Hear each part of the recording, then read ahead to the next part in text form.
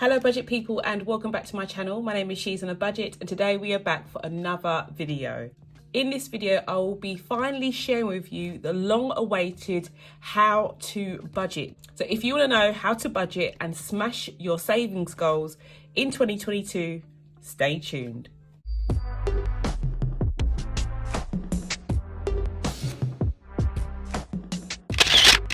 Okay guys, so welcome back to the channel. I do hope you are all well. Happy New Year everyone. It is a brand new year. I'm so grateful that I've been given another year to try to reach even more goals that I have set for myself, and I do hope that you take advantage of that for yourself too. If you are new to the channel and you have never clicked on any of my videos before, my name is She's on a Budget, and over my channel I discuss all things budgeting related.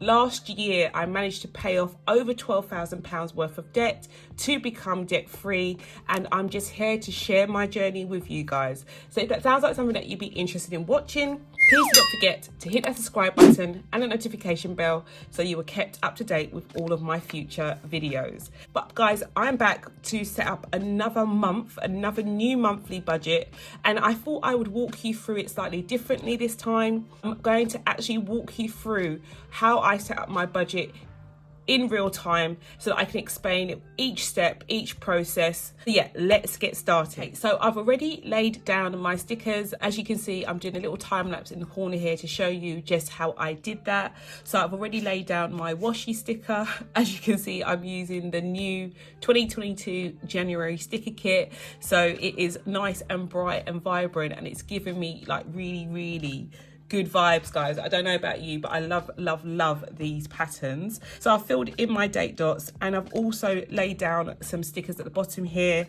I've got 2 columns for key dates.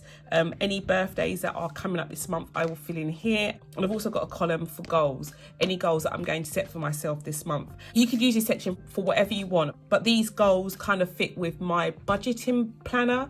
Any other like personal goals that I have will go into like my other diary. So these are just specific to like my finances. These dates, birthdays obviously are to do with your finances, because you got to buy a present, and any goals that I have to do with my finances will go here.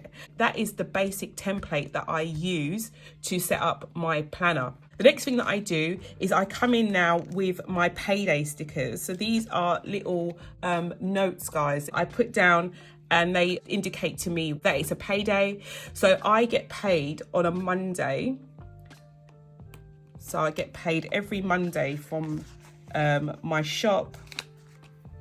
And I also get paid every Friday for like any other business as well. So so I get paid on a Friday as well.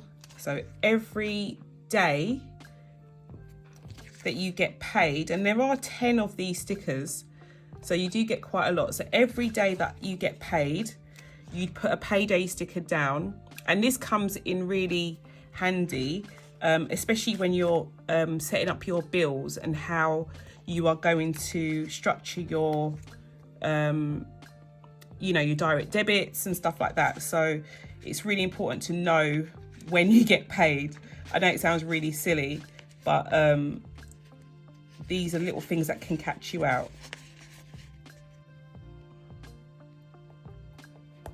Okay, so I've put down all of my payday stickers. The next thing that I'm going to do is come in and put down my bill due stickers. And again, you get 8 of these in the kit. So these are my bill due stickers. Every time a bill is due, or in my case, whenever a direct debit is due to come out of my account, I put down a bill due sticker. So I have a direct debit that is due to come out on the 1st of the month. Okay, so I've got one on the 1st, and the rest are all at the end of the month now. I used to have one midway through the month, but I don't have that anymore. That was my debt payment, and obviously now that I've paid off my debt, I don't have that direct debit. So I've got my rent on the 26th. That's due. And I've also got Virgin Media, which is my internet. That is about the 28th of the month. They keep changing it, guys, but I think it's the 28th of every month that is actually due. And it comes out on or about on or about that day. And then I have my tithe. Put it on here. I'm going to put it on the 29th. So that I have space. So that is fine. I make this payment myself. This isn't like a direct debit or anything like that. I actually make that payment myself. So that's done. And yeah, that is that in terms of my bills. So I can come in now and put down where it says bill due. I can put the name. So I put CT for council tax, and that's £153. As I said, my tithe, approximately £200 I put in a month. And then I have my Virgin Media, so internet, but I put Virgin down, and that is £22 a month. And then I have my rent,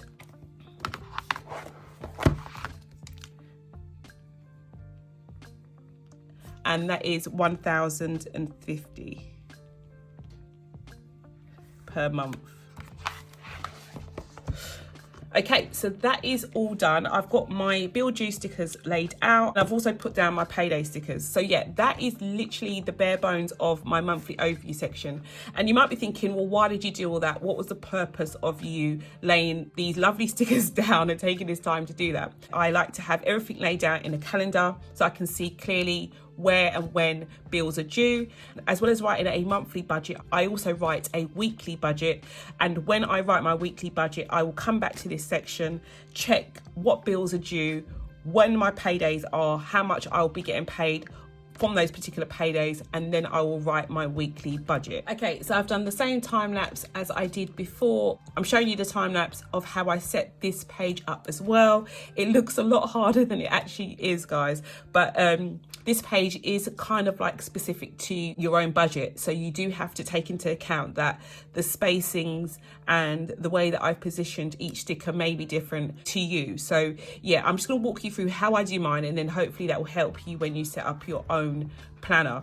So at the top here, I start with my income, which is obviously the most important part of any budget, whether you're doing a monthly one or a weekly one. You need to know exactly how much money you have due in that month. This can be tricky, especially if you are self-employed like myself and you do not have a set income coming in each month. The way that I get around that is I look back over my income for the last 3 months and I work out an average. We've just come out of a really, really busy period for my shop, so my income going forward will be a lot lower than it has been over the last 3 months, but it still gives me an indication of what I would or could expect to achieve. So for instance, in October, if you received 2,500, and then in November you received 2,200, and then in December you received £5,000, you'd add those all together and then divide it by 3 to give you an income of about £3,200. So £3,233, and that is what you'd put in your income for this month. So I'm going to put down my average income over the last 3 months here. So for variable income, I'm predicted to receive £6,820.43. So that is my average over the last 3 months. So that's what I'm putting down for January. If it comes in a lot lower, then it comes in lower, guys, and I will adjust it going forward. But you know, this is the only way, if you're self-employed, to give yourself a predicted income to budget with. If you have a set salary, then you're all good to go. You just put down exactly what you receive after taxes when you get paid. So as I said, that's my variable income. So variable income is anything that I do online, Etsy, YouTube, Patreon, all of those things. It all comes under this variable income heading. But I do receive other money. So I'm a private tutor. So I have an income from that as well. For tutoring this month, I'm predicted to receive £2,500. because it is a brand new school term. And then here I have space for any other income. So that could be one-off amounts that are due to come in. For me, I haven't got anything here, but you could put down any money that you may be receiving from like a grant, any money that you may be receiving for like a tax refund or anything like that. all of that comes under income. It has to be put into your budget, guys, and I can't stress that enough. Every single penny you have coming in, whether it's regular money or irregular money, one-off payments, goes in this section here. So after you've done that, you then add together your predicted income. So you add together to get a final total. So for me, it will be £9,320.43.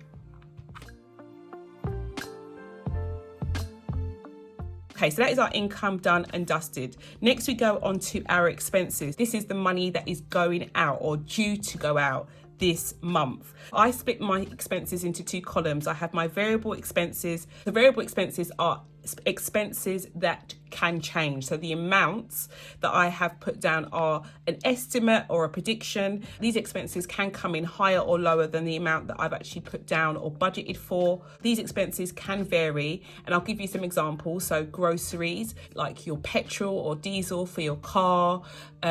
If you have like a household budget, these things are not set in stone. Yes, I ideally do want to stick to the amount that I've budgeted for, but things can happen, things can change. I may spend more than that and I may spend less. So that is why I put them in this section here. And I also keep an eye on these expenses a lot more closely than my fixed expenses, because of the fact that they can change, and they are literally the main reason why I also run a weekly budget, so I can keep an eye on them. And I also check in weekly as to how much I've spent in each of these expenses as well. So I'm just going to list those down. So my variable expenses, as I said, I've got groceries, I've got household,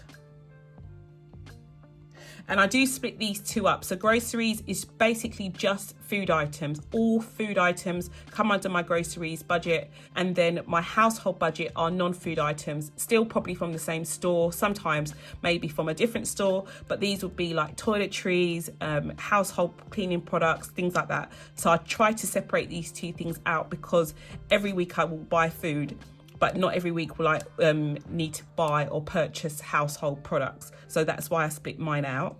Next, I have fuel, electric, and gas. So these two are my utilities.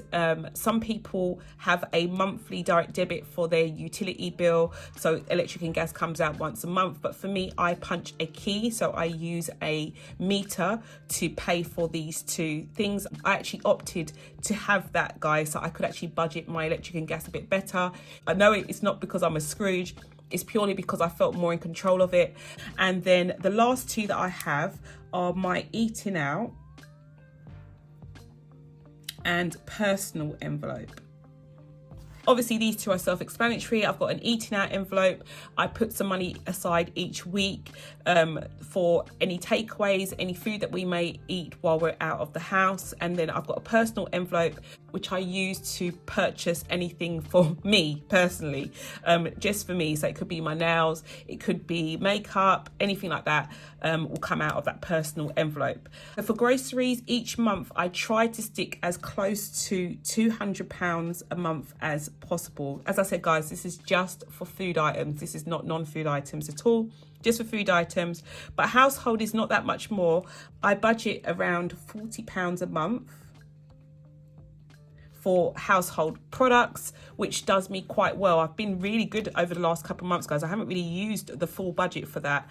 So yeah, and that's really, really great. I try to keep these two as tight as possible. When it comes to expenses, these are the only ones that you can really manipulate. When it comes to your fixed expenses, they're fixed. You can't change them, but you can manipulate these. So trying to be as strict as possible when it comes to my spending in these areas really has made a massive difference with my budget. Okay, fuel is next. Fuel has seemingly gone up every month for the last 3 months for me. At the moment, I budget £140 a month. And it's crazy when you think about that, because I actually work from home. But yeah, do share with me how much you budget for fuel, guys. I'd be really interested to know, especially if you're in the UK, just to see how much more or less I am actually spending on fuel. Next is electric. For electric, I budget £20 a week, but I have been putting about £100 a month in here recently. So I'm going to put £100 for electric. Gas is about £20 every other week. So I've been budgeting £60 a month for this. And then eating out is getting £50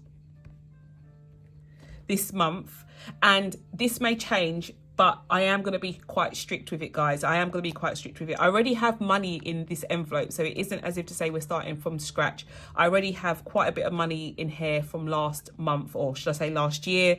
So the only money that I'll be adding to that money would be £50 this month.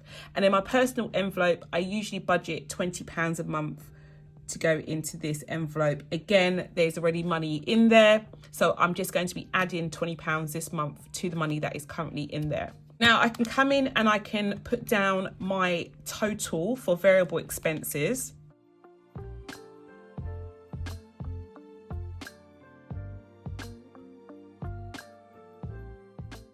Okay, so in total we have £610 that is going towards these expenses. Okay, so that's done. And then moving into our fixed expenses, as I said, these expenses are fixed. They're set in stone. It is what it is with these expenses. So rent is my first one, and it's also the largest one. So that's going to be £1,050. These expenses should mirror the ones I already have laid down here. They may change for you guys. Then I have Virgin Media, which is 22. Council tax, which is 153. And then tithe, which is 200. Next, I have my rollover. I'll come back to that in a second. And then the last one I have is my sinking funds. So let me go back to my rollover. So my rollover, guys, I find that with my rollover budget, a lot of people find it really, really confusing how it works, what it is, what's the point, all of that jazz.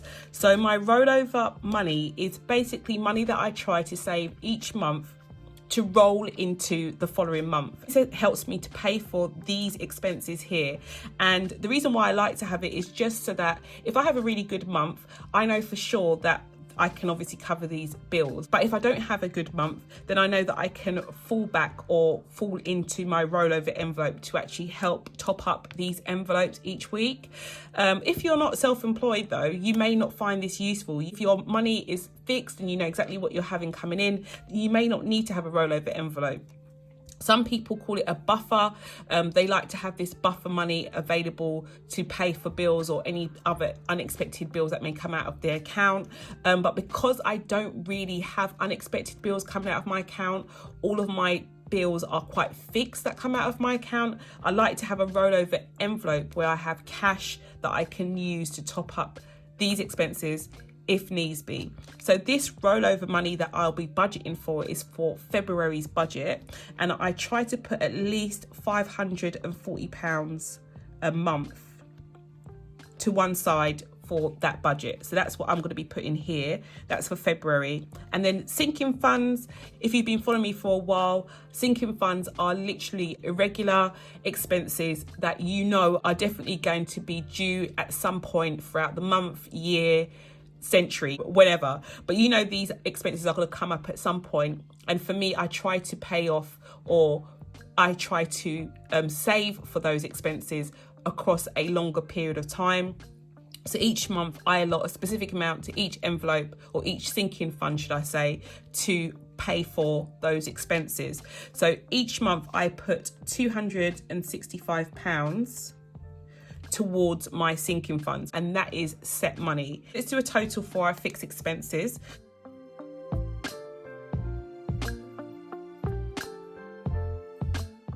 Okay, so in total for fixed expenses, we have £2,230. Okay, so that is all done, guys. So now we can come down to a breakdown and just kind of like recap what we've actually just done. So in terms of my income, so my income this month is predicted to be £9,320.43. And then in terms of my outgoings,